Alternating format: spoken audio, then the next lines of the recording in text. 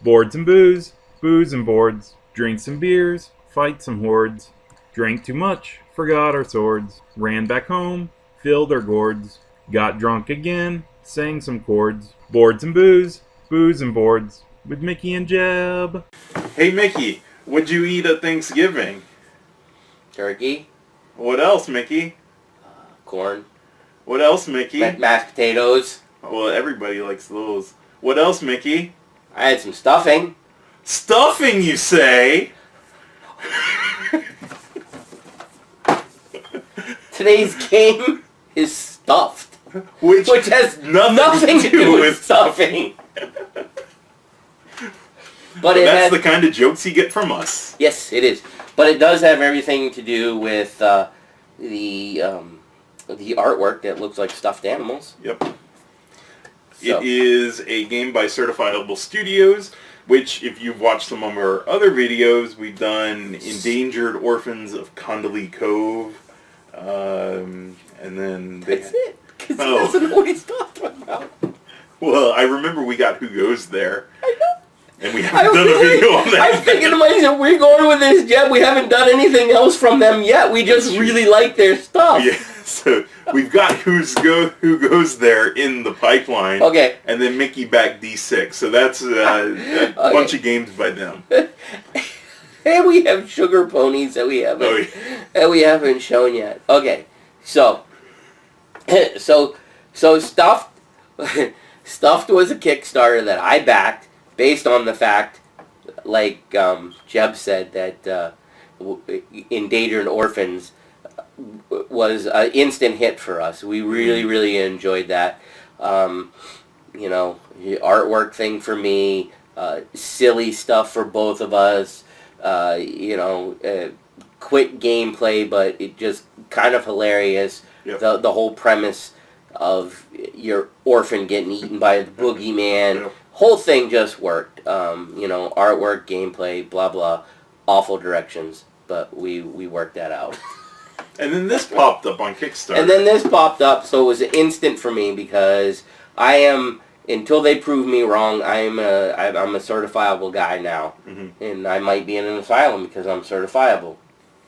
Maybe. No, that's not a good joke either. No. Oh, okay. Not by my standards. So anyways, I went ahead and backed Stuffed. I don't think Sugar Ponies was a Kickstarter. I have no idea.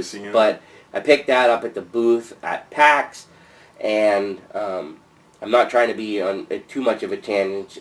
Both Jeb and I backed Who Goes There. And we got to play it at PAX. We did get to play it at PAX. It is way high on our list now for a review. We had a few questions based on it, and after playing it at PAX, it's wonderful if you're even a little bit of a kind of if you're a Dead of Winter fan, I think you'll enjoy this. If you're not, maybe not, but I think it's enough different that you should still give it a look. I know I'm getting off track with the stuff thing, but just trying to go over the whole certifiable thing and what they've got going on. And then, like Jeb said a little while ago, I backed D6, which would be coming soon. We're not going to talk too much about that. So, Stuffed. Right, back to Stuffed. We have 8+ wisdom, which means 8 years old and up. That's probably about right for this game. I think maybe even a little bit younger. Very little reading. 2 to 4 souls. That means 2 to 4 players. I'm interpreting for Jeb. And 20 to 30 duration. That means 20 to 30 minutes. I was going to say that's a big word for me. I know. And yeah. So again, with the artwork, we got a sleeve here. It looks like a book. We even got the little key thing. You know, spectacular artwork. You know, put it on the shelf. You fake people out because it looks like a book. Oh yeah. Yeah. And so there you go. Designed by nobody. Yeah. Like always, I will put up a pop-up with who designed it because I'm the reliable one. Yeah, I got nothing. Anyway. It's a very modest person, whoever designed it. Yeah, I'm sure it's in here somewhere, like Jeb said. But anyhow. So that is stuffed. So we'll be back in a minute. No. We're not going to be back in a minute. He ends the video. What's it about? I guess they would kind of like to know that. I really don't know. It's kind of like a dice, what is it called? Dice manipulation chucking, like Age of War, Yahtzee. It's like a set builder with dice. Right. I mean, you roll dice and you try to build sets. And you match stuff. Right. So and you take stuff and then you try to win stuff. Right. That's why it's called stuffed. The creator's probably like, somebody finally gets it. But anyway, that's kind of what the game's about. You'll see us when we play it. We're going to try to get a 3-player game together. Oh, pretty sure we are going to have a 3-player game since it's already been recorded. Well, you didn't have to tell them that. I did. I was trying to make it suspenseful. Like, right. So I we guess, might get 3 players. Right. And that third person might be Gary. Who knows? I don't know. We'll see what happens. Yeah. So, all right, now I think they're probably like, I can end it now? You idiots. Yes. Okay. You can end it. So, we'll be back with components, mechanics, gameplay, all that good stuff in a minute. All right, so Mickey got a little open happy and already opened the box, but normally we have all the components set up so we can go over them. But with this one, we thought it was pretty cool that the box. Right, and so there's not a ton of components. Right. We can almost go over them with you right in the box, Yep, so to speak. So flip open the book. Yep. There you have a nice little rule book. I'll take that. Jeb will take that. All right. We have 8 white die and 1 pink die. We have a bag of coins. We have an empty bag. Well, it has a lot of air in it. Okay. The insert on this is pretty nice. Push down on the cards. Actually, you're supposed to put your finger in here first, and then you can push down on the edge. Comes right up. It actually is. There's actually a little bit of a groove here, so they do tilt, which is actually really, really nice feature. So you have a few different sets of cards. Yep. There's the. Oh, I'll let you do it since you've got the cards in your pile. We have the heroes. Those are the people you play as. Thank you, Jeb. We have the advantage cards. Those are cards that help you have an advantage. There are the mission cards. That's your mission. There are the loyals. They won't stab you in the back. There are mercenaries. They will stab you in the back. There are the specialists. They're special. And last but not least, there are the burdens. Everybody's got some. That's true. That is literally it for the components of this game. Yeah, that's everything. And then I will show you the dice. These are, what do they call when it's... You always say that and I never know. know. It's not silk screened. It's like, I don't know, heat sealed or something. Because they're just... It would take a long time for them to wear out. And they're really pretty. They really are. They did a fantastic job with these dice. One thing to note, there's 6 different symbols on that. So we have a paw print, which is charisma, I believe. We have the gear, which is, I want to say it's like intelligence. Charisma is the hand. Right. Intelligence is the gear. Oh, I'm so good so far. Essence is the vial. Yep. And... resource is the twig. Twig, and then... The bird is... burden. Yep. And I wanted to point this out that all of the white dice are the same, but the pink die actually has different symbols. Yeah, the pink die is a totally different beast in terms of the way the game goes, because it only feeds off the specialist, which you'll see in a minute, and it basically does it as long as there's a card in play with its symbol. It does something every single time it's rolled. Right. So I just wanted to point out that there's different symbols on the one pink die. Yep, this is the only one that's different, and then the rest are pretty much the same. So we will be back in just a second to show you how to set up this pretty little game, and then we will go through the mechanics with you, which are pretty simple. Shouldn't take long. Okay, for setup, the first thing you're going to do is shuffle the decks for the missions, the advantages, the specialists, the loyals, and the mercenaries.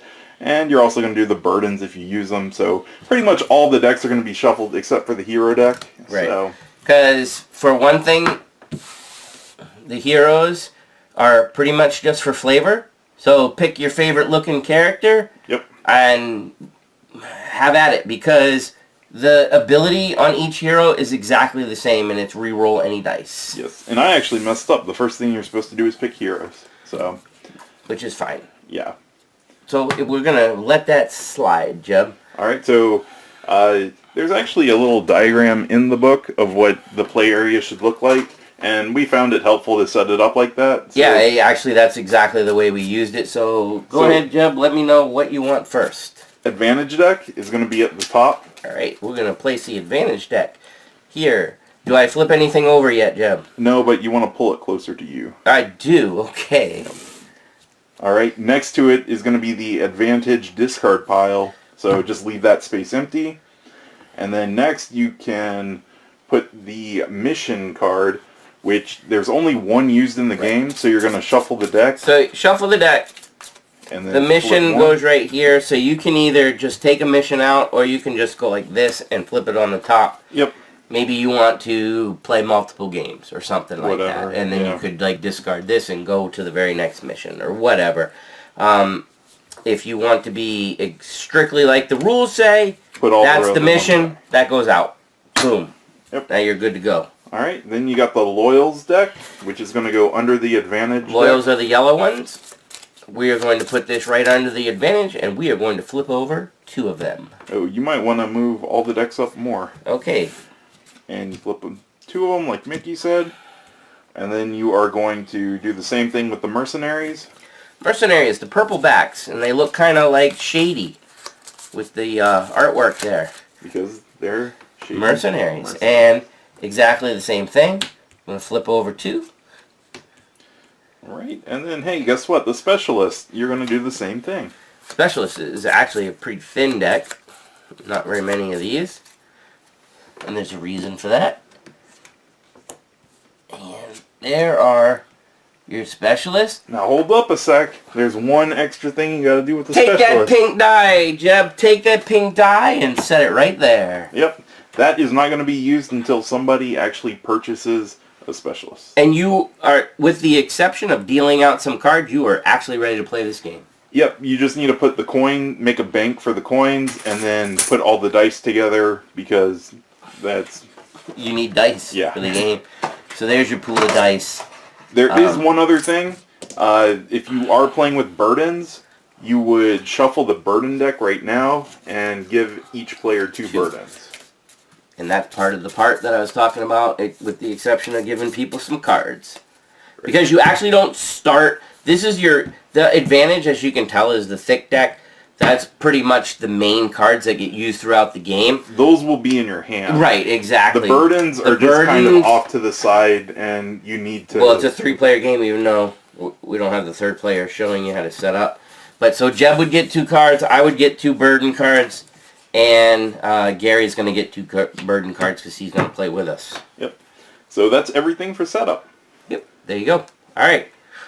Since we're already set up, let's boom right into gameplay, Jeb. All right. Object of the game. To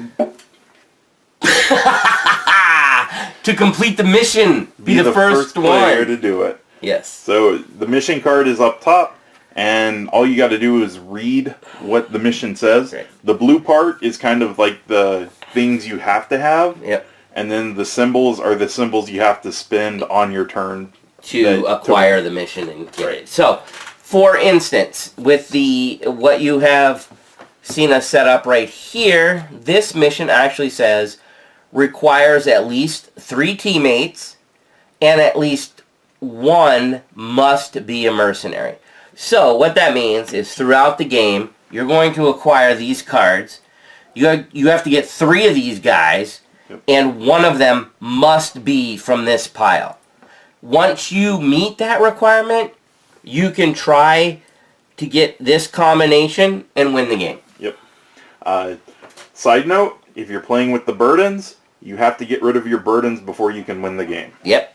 So these are like starting like, hey, wait a second, I can't really do anything. Well, I mean, you can't win. You can't win until these are gone.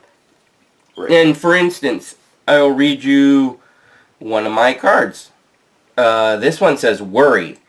Remove this burden by spending 4 burden dice on this card.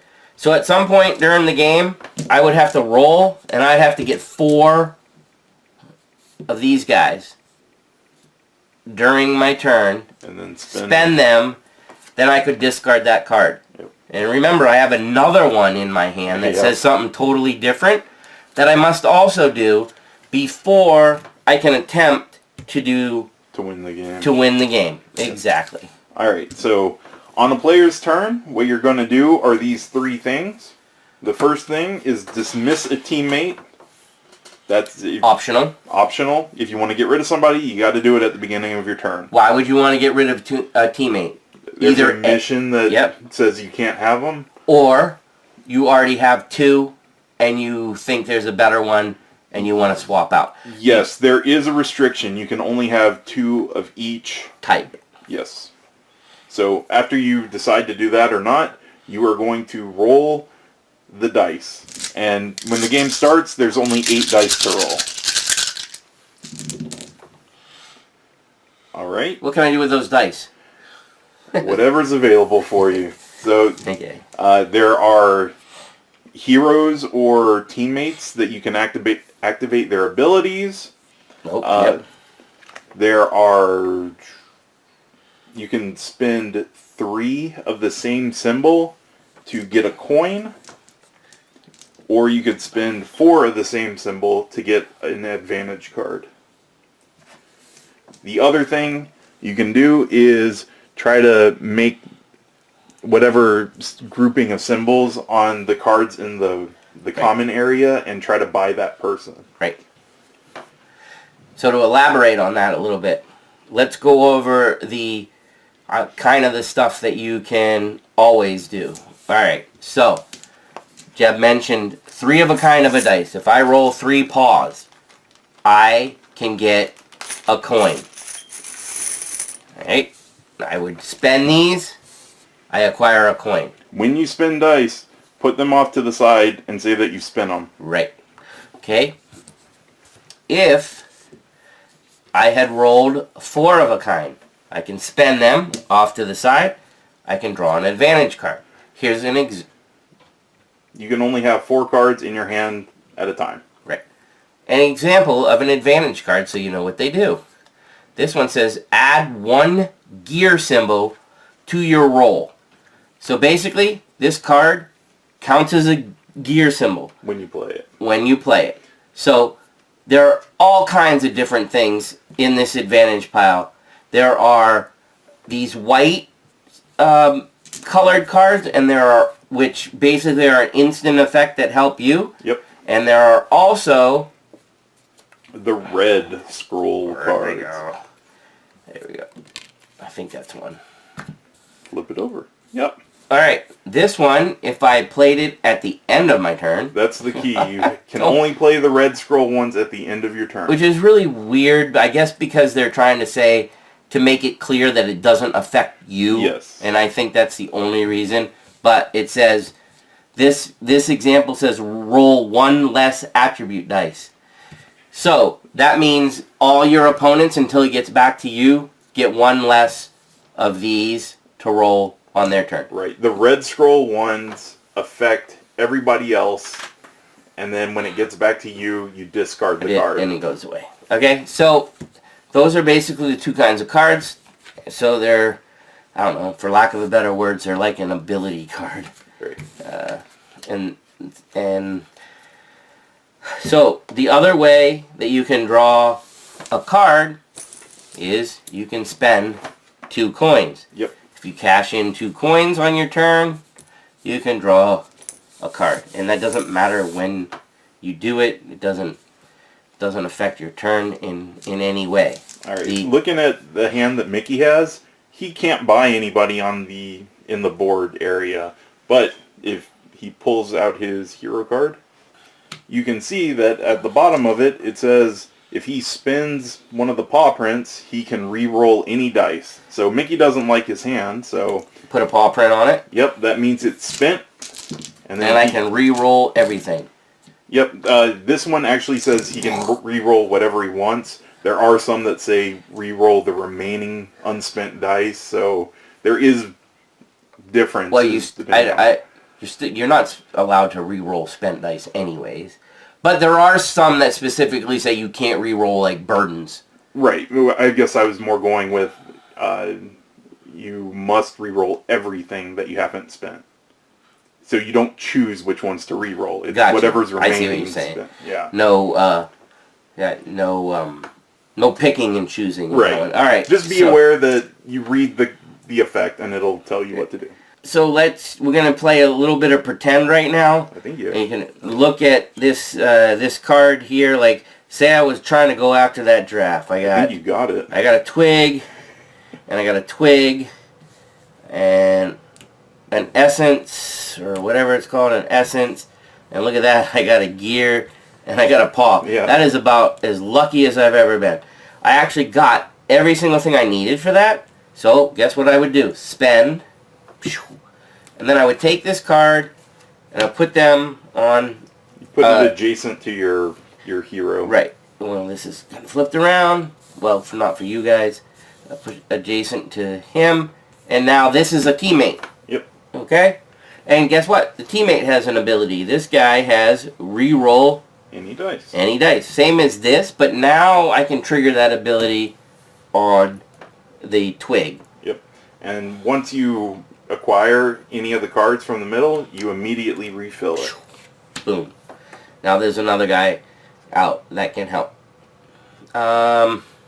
So, as the game goes along, and you either acquire coins through, again, I will reiterate the coins, it's either a 3 of a kind on the dice, or some other effect that lets you get a coin. The cards are 4 of a kind on the dice, or spend 2 coins. Okay, and then one of the last important things is the specialist die. So say Mickey had 3 coins right now, and he rolled his dice, and he's trying to figure out what to buy. Hey, look, that one specialist only costs 3 coins to acquire. Right. So I put the 3 coins back into the deck. I acquire the specialist. I put it there. I flip. And now, on all the next turns, this pink die gets rolled. With the other 8 white With dice. the other 8 dice. And it's important to note that the way that this die works is that if there's a specialist in play and the symbol on the specialist card gets rolled, no matter whose turn it is, the effect happens. Yep. So in this case, the one that I just acquired says steal 1 coin from another player. So that means every time that if X Mickey is rolled rolled, the X, he could steal a coin from a player. If I rolled an X, I get to steal a coin from another player. If Gary rolls an X, okay. And there are only 5 cards in this deck. There are 6 symbols on this die, and you're going, wait, the math doesn't work. What's the last one? One of the symbols is a needle, and the needle means that you can make it any symbol you want it to be. Yep. All right, and that could very much benefit you, or it actually, if you're playing really strategically, it could benefit another person because you want the other person to take advantage of their power to screw another person over, if that makes any sense. So, in other words, if I'm on the cusp of winning and Jeb rolls the needle and he sees whoever we have playing has a way to, like, screw me over, like, say they have the ability that steals 3 dice from their pool, he gives it to them, or he takes it on himself, I forget how it works, and boom. I don't have 3 dice, I don't win the game, Jeb is happy, and the game continues. Yep. So, One key thing that is kind of important are the mercenaries. yes. When you purchase them, they will go adjacent and become part of your group like normal. So this is a mercenary. It's the purple. All the cards are color coded on top of their symbol or on the card. Small, but it is coded. You would refill the mercenary, and now on any other player's turn, they can acquire the mercenary. Steal them. Yes. All right. So you can steal other people's mercenaries by just paying the cost. Right. There's no additional cost or anything. It's just pay the cost. They come over to you. Right. The mercenaries, because they're called mercenaries, are not loyal. So literally, if I acquired this card and then Jeb on his turn, he had 2 coins. He rolled 2 of the essence, and he rolled 2 of the resources, whatever, the twigs. He rolled those on his turn, even though I just got this. He could take it right away from me. Yep. And you're probably thinking, yeah, that's a pretty efficient way to keep people from winning the game, right? Could And be. It is. Yeah. It could be, especially since this one says you must have a mercenary in your team to win. So yeah. So between having to have certain things and having to deal with these burdens, the game, it's not over in 2 seconds. Right. The once you roll the dice and make any of your purchases and your turn's over, the next player is just going to do the exact same thing. Roll the dice, make purchases, and then next player, and so on until somebody actually wins the game. You basically, on your turn, you keep going until you can do nothing. Right. Keep in mind that unlike other games that have an inherent number of rolls, you roll once. Yep. That's it. The only rerolls you get are by activating abilities. So, which is actually one of the things that makes this one a little bit unique compared to other ones. There's usually always some kind of mechanic, like you get to roll up to 3 times. Right. Or you get to roll up to 2, or whatever the up to number is. This isn't. This is roll the dice and figure out how to use them, which makes it a little bit unique in terms of, strategy-wise. It's like, oh, wait a second, I only got, all I can do is get a coin this turn. Yep. Maybe that's all you do this turn, but it'll pay off because those things end up being able to purchase something down the line. Right. So, and that's everything for gameplay. yeah, so if that kind of didn't make too much sense, the game is pretty quick. You can, I would even encourage you to watch the whole thing, but if you don't want to watch the whole thing, watch like 5 minutes. You'll have a pretty good understanding of how this whole thing works. And other than that, we'll be back in a minute with gameplay.